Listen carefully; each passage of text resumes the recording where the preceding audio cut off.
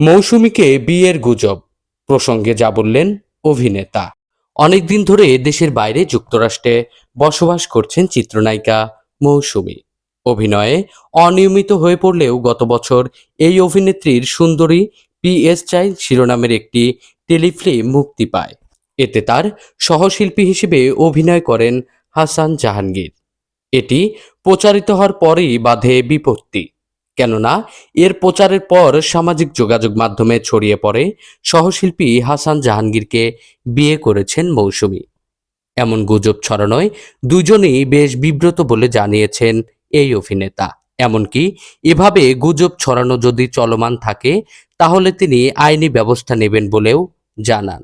সম্প্রতি দেশের এক গণমাধ্যমের সঙ্গে আলাপকালে এই অভিনেতা বলেন, আমি এখনো আইনি অ্যাকশনে যাইনি, কিন্তু আমি আইনি অ্যাকশনে যাব।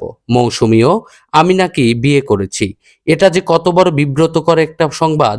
সেসব পত্রিকা, যেসব ইউটিউব চ্যানেল আমাদের নিয়ে নিউজ করেছে, তারা এটা ভালো করেনি। শুধু ভিউয়ের জন্য তারা চিন্তা করেনি একজন মৌসুমীর অবস্থান কি।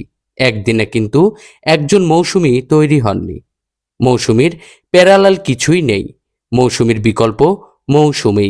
শাবানা ম্যাডামের পরে ইন্ডাস্ট্রিতে এসেছেন একজনই, তিনি মৌসুমী।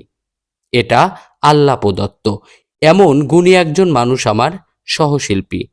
এছাড়া মানহানি মামলার হুঁশিয়ারি দিয়ে এই অভিনেতা আরো বলেন, দেখেন, এআই দিয়ে ছবি বানিয়ে দিয়ে আমাদের হাজবেন্ড ওয়াইফ বানিয়ে দিয়ে সংবাদ ছড়িয়ে দেওয়া হচ্ছে।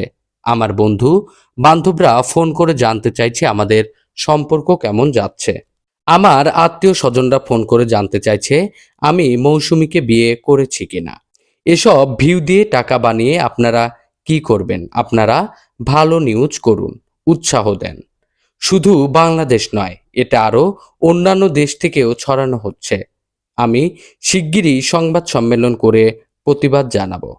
এছাড়া আমি 10 কোটি টাকার মানহানি মামলা করব যদি আজকের পর থেকে এমন কোনো নিউজ বা ভিডিও ছড়ানো হয়। মামলা করব সাইবার সুরক্ষা আইনে। এসব গুজবে মৌসুমীর স্বামী অভিনেতা অমর সানির মতামত কি তা নিয়েও মুখ খুলেন জাহাঙ্গীর। তিনি বলেন, নিন্দুকের কথা নিয়ে আর কি বলবেন? এই বয়সে এসে কি আবার বিবাহ করা যায়? এটা কি আমাদের বিবাহের বয়স? তাছাড়া অমর সানি ভাইয়ের সঙ্গে আমার একটা ভালো আন্ডারস্ট্যান্ডিং রয়েছে। কিছুদিন আগেও আমি তাকে নিয়ে একটা ওয়েব সিরিজ করলাম।